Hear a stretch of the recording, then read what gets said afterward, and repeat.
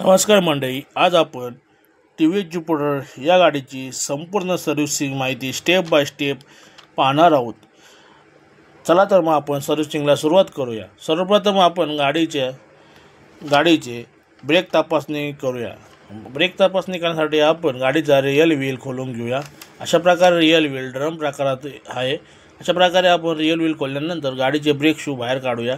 Brake shoe तपासणी करण्यासाठी आपण सर्वप्रथम रिअर ड्रम साफ करून घेऊया। अशा प्रकारे एअरच्या सहाय्याने आपण रिअर ड्रम साफ करून घेऊया। यानंतर आपण ब्रेक तपासणीसाठी ब्रेक शू तपासणी केल्यानंतर गाडीची ब्रेक सेटिंग अशा प्रकारे व्यवस्थित आहे का चेक करूया। अशा प्रकारे ब्रेक सेटिंग करून घेऊया।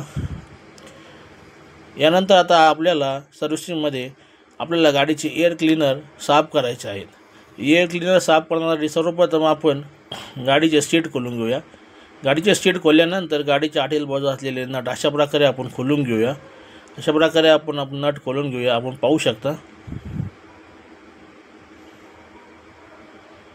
अशा प्रकारे डिक्कीच्या आतील बाजू असलेले नट आपण खोलून घेऊया। यानंतर हे नट खोलल्यानंतर आपण पुढील बाजू असलेले स्क्रूड्रायव्हरच्या सहाय्याने खोलून घेऊया। अशा प्रकारे आपण नट खोलल्यानंतर डिक्की बाजूला काढून घेऊया। यानंतर आपण एअर क्लीनर बॉक्स खोलण्यासाठी क्लच साईडला असलेला एअर फिल्टरचे नट खोलून घेऊया। अशा प्रकारे आपण एअर फिल्टर बॉक्सचे नट खोलून घेऊया। यानंतर आपण एअर फिल्टर बॉक्स बाहेर काढून घेऊया। अशा प्रकारे आपण एअर फिल्टर बॉक्स बाहेर काढलेला आहे। एअर फिल्टर बॉक्स आतील एअर क्लीनर साफ करण्यासाठी किंवा चेंज करण्यासाठी आपण एअर फिल्टर बॉक्सचा कवर खोलून घेऊया। कवर खोलण्यासाठी स्क्रूड्रायव्हरच्या सहाय्याने असे आपण सर्व नट खोलून घेऊया। अशा प्रकारे सर्व नट आपण खोलून घेऊया।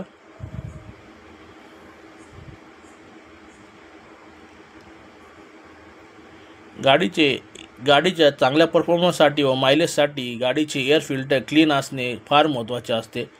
आपण पाहू शकता अशा प्रकारे गाडीचे एअर फिल्टर आतील बाजूस आपण पाहू शकता। गाडीच्या एअर फिल्टरच्या बॉक्सच्या आतील बाजूस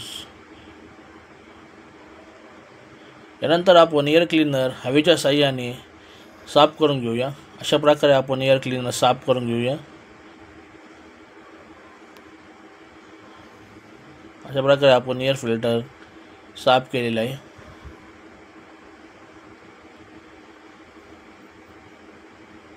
अशा प्रकारे आपण एअर फिल्टर साफ करून फिट करून घेऊया। यानंतर आपण कार्बोरेटर सेटिंग करून घेऊया। यासाठी आपण केबल्स खोलून घेऊया।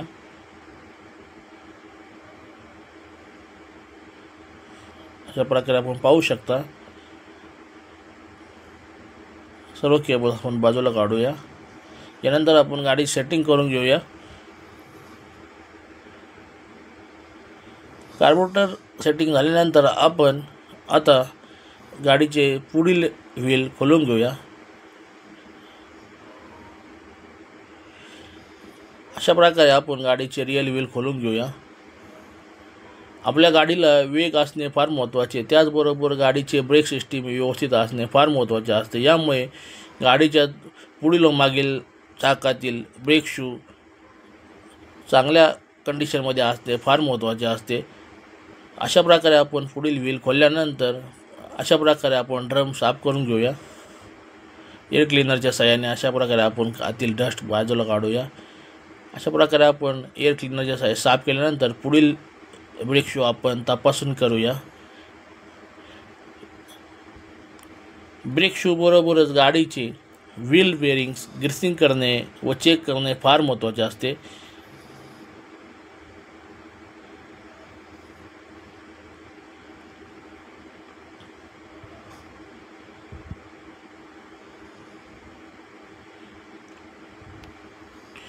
अशा प्रकारे आपण पुढील व्हील बेरिंग चेक करूया व ग्रीसिंग करून घेऊया।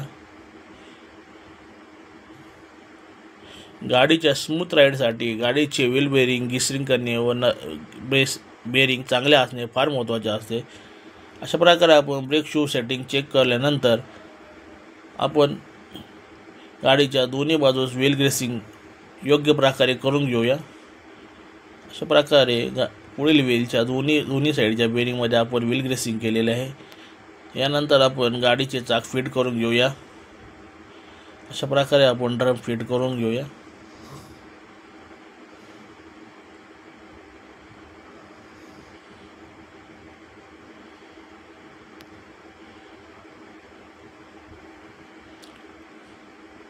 अशा प्रकारे आपण व्हीएल एक्सेलचा नट लावून घेऊया।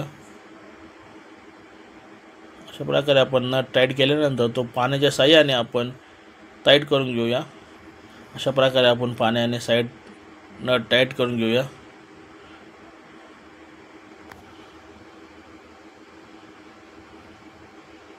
अशा प्रकारे आपलं पुढील व्हील गिअरसिंग व ब्रेकचे काम झालेलं आहे। अशा प्रकारे आपण पुढील ब्रेकची सेटिंग चेक करूया। अशा प्रकारे आपण गाडीचे ब्रेक सेटिंग योग्य असणे फार महत्त्वाचे असते। त्यामुळे आपण गाडीची व्यवस्थित ब्रेक सेटिंग करून घेऊया। अशा प्रकारे आपण पाहू शकता ब्रेक सेटिंग करूया। यानंतर आपल्याला गाडीचे इंजन ऑइल चेंज करायचे आहे। गाडीचे इंजन ऑइल म्हणजे गाडीचे हृदय असते। गाडीचे इंजन ऑइल ठीक असणे म्हणजे गाडीचे हृदय ठीक असणे। यासाठी आपण गाडी इंजन ऑइल चेक करूया। गाडीचे इंजन ऑइल दर 3000 किलोमीटरला चेंज करणे महत्त्वाचे असते। यामुळे आपण गाडीच्या इंजनच्या संपूर्ण परफॉर्मन्स चांगल्या परफॉर्मन्ससाठी इंजन ऑइल टाकणे फार महत्त्वाचे असते। अशा प्रकारे आपण गाडीचे जुने इंजन ऑइल ड्रेन केले आहे। आपण पाहू शकता आपण गाडीचे पूर्ण इंजन ऑइल ड्रेन केलेले आहे। यानंतर आपण ऑइल कॅप नट लावून घेऊया। अशा प्रकारे आपण ऑइल कॅप नट लावून घेऊया। अशा प्रकारे आपण आता एलंकीच्या साहाय्याने oil drain cap nut tight करून घेऊया। आपण पाहू शकता अशा प्रकारे एलंकीच्या साहाय्याने आपण ऑइल ड्रेन नट फिट केलेला आहे। यानंतर आपल्याला गाडीत नवीन इंजन ऑइल टाकायचे आहे। इंजन ऑइल टाकण्यासाठी आपण ऑइल कॅप अशा प्रकारे खोलून घेऊया। अशा प्रकारे आपण ऑइल कॅप खोलून घेऊया।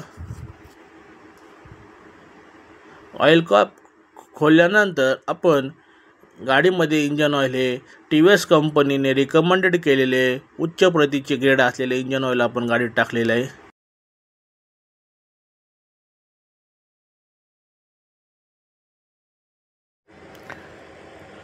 तर ही होती TVS ज्युपिटरची फुल सर्व्हिस प्रक्रिया। जर तुमच्याही स्कूटरला हवी असेल अशी दर्जेदार सेवा तर जरूर भेट द्या आमच्या गॅरेजला। रविराज ऑटोमोबाईल बाईक गॅरेजवाला, पत्ता बालिकाश्रम शाळेसमोर, अहिल्यानगर, फोन नंबर 9273163134।